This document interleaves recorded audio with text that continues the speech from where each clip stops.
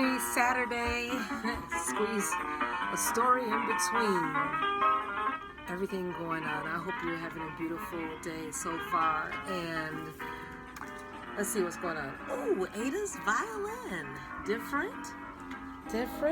Hopefully we can get through this. The story of the recycled orchestra of Paraguay. Interesting. A town built on a landfill, a community in need of hope. Yeah, we're in need of hope. A girl with a dream, a man with a vision, an ingenious idea. The recycled orchestra, comprising children from Catura, Paraguay, playing instruments made from recycled trash, performs concerts all over the world to sold-out audiences. Here's the story how it began. It sounds great. Ada's Violin by Susan Hood and illustrated by Sally Wern Comport.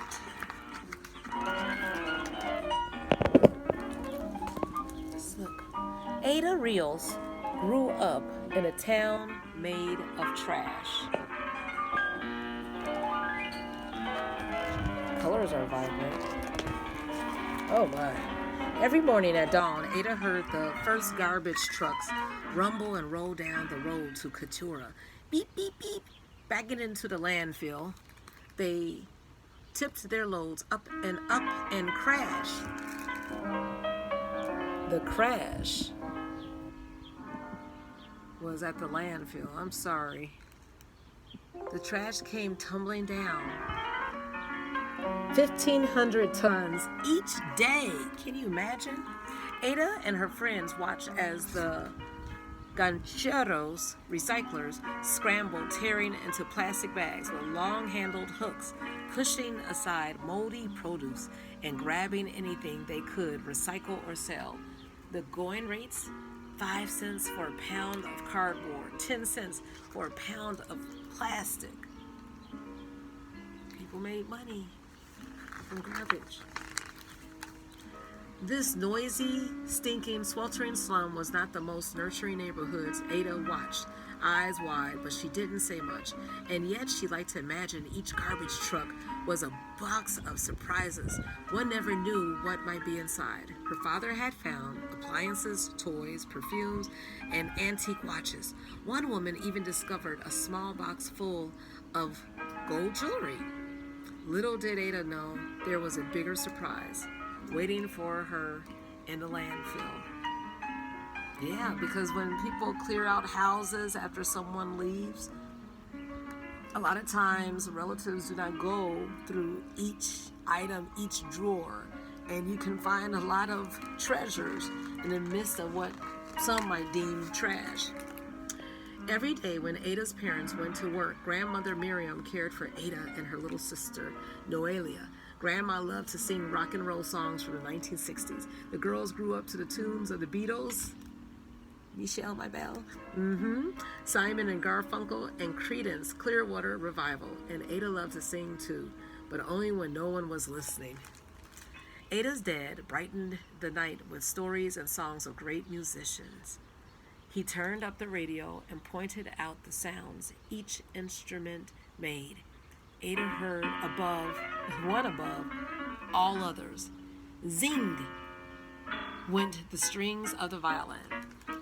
Zing.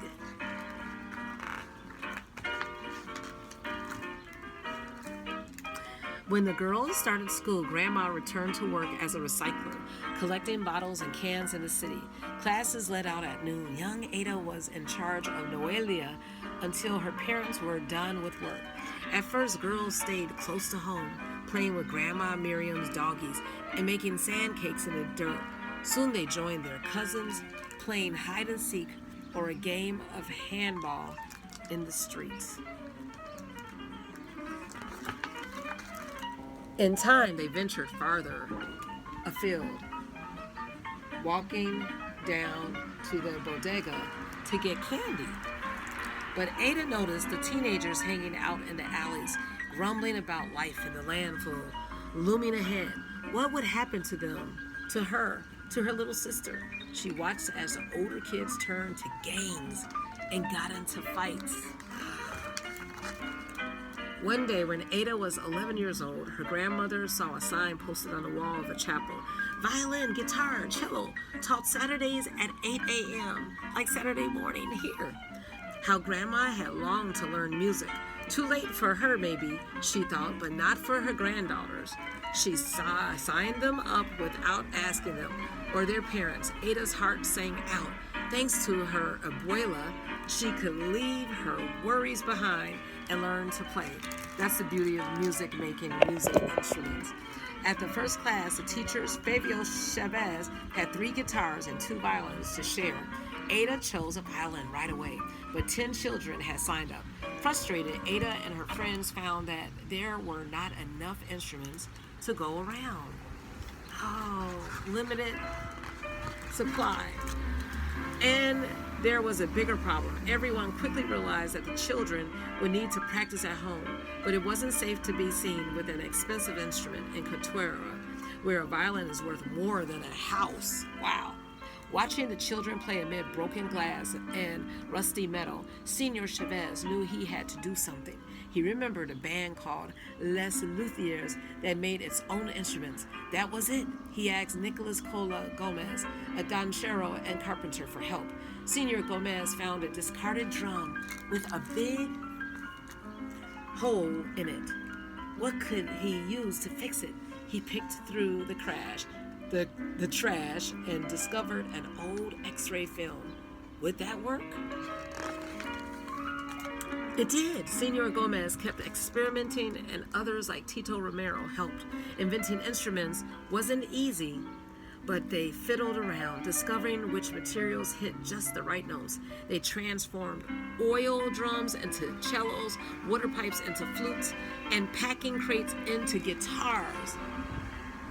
They were genius as far as being inventive. Yeah. Look at this. Soon there were enough instruments for all the children who wanted to play. Ada chose a violin made from an old paint can, an aluminum baking tray, a fork, and pieces of wooden crates, worthless to thieves. It was invaluable to her. It was a violin of her very own. Will you look at this? Senor Chavez set up a strict schedule, 3-hour lessons. The class had no classrooms, so they played outside despite the 100-degree heat and sudden downpours. At first, Ada and others struggled. Sharps and flats changed and clashed, and they clanged and clashed. But playing an instrument is a process. It doesn't matter if one is rich or poor, ugly, fat, thin. You cannot learn to play an instrument overnight, Senor Chavez told the children. Some kids decided it was too much work and gave up, but not Ada. After lessons, she would practice at home, sometimes 2 hours a day. Wow. In times, the screeches, twangs, and tweets hit all the right notes. Their class became a small island where Chavez taught them to respect themselves and one another. Be kind, always. Say please and thank you. Say you're sorry. Be dedicated when you commit to something, Senor Chavez told the children. Soon the ragtag crew of kids learned to tune in, to listen to one another, to band together. The recycled orchestra was born. From then on, there was something new in the air in Cotuera. Gancheros trudging home from the landfill might lift their heads to hear the sounds of Ada's violin, or the strains of Bibi's cello, or the strum of Noelia's guitar. A symphony of sound helped to lift them beyond the heat, the stench, and their aching backs. You see that? With her violin, Ada closed her eyes and imagined a different life. She could soar on the high, bright, bittersweet notes to a place far away. She could be who she was meant to be. As Ada's skill grew, so did her confidence. Once timid, she now took center stage playing solos. She helped teach the younger children too. Her teachers and fellow students took note. When she was 12 years old, Ada was named the first violinist. Imagine, she was first at something. Shortly after, she and her 39 fellow musicians were invited to perform concerts in Cotuera and later in the nearby capital city of Asuncion. Word of this extraordinary orchestra spread. Soon they were asked to perform in other cities and even other countries because someone had vision. Look at this. Hollywood. Ada and her friends flew on their first airplane, stayed in their first hotel, swam in their bright blue waters of Rio de Janeiro, sampled their first pastries and pineapple, and saw sights they never imagined. The world dazzled them, just as they dazzled the world. When Ada was 16, the orchestra received a very special invitation. They were asked to tour with a world-famous rock band. More than 35,000 people awaited them at their first concert stop in Bogota, Colombia. Ada was more than nervous. She didn't know how to enter or how to greet the audience. She went blank. She saw a giant stage with glaring lights and heard people screaming. Look at this. But she didn't have to worry. As the recycled orchestra took the stage, the people who had paid to see the rock band cheered for them. The enormous audience sang and swayed to the music as the orchestra played and as their performance came to a close. A crescendo of cheers, chants, and applause resounded across the park. The astonished kids bowed, grinning at one another. They had discovered the surprise waiting in the landfill. Buried in the trash was music, and buried in themselves was something to be proud of. This is wonderful. I just came from a homegoing celebration of someone who had a heart for children, and she would buy crayons and coloring books and bubbles and toys for some of the kids who were staying at a local police station because she had a vision for their lives.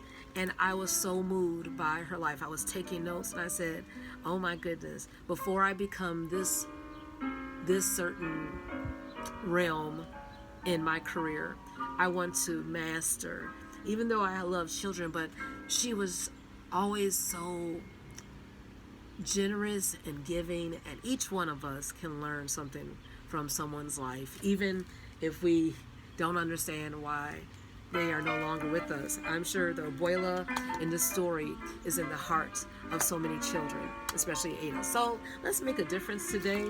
I wish I could go into this, but I have to get dressed. I have an appointment. I hope you have a great day and you make your appointments purposeful, and just be mindful of how you are giving to others, and transform trash into treasures and transform garbage to gifts.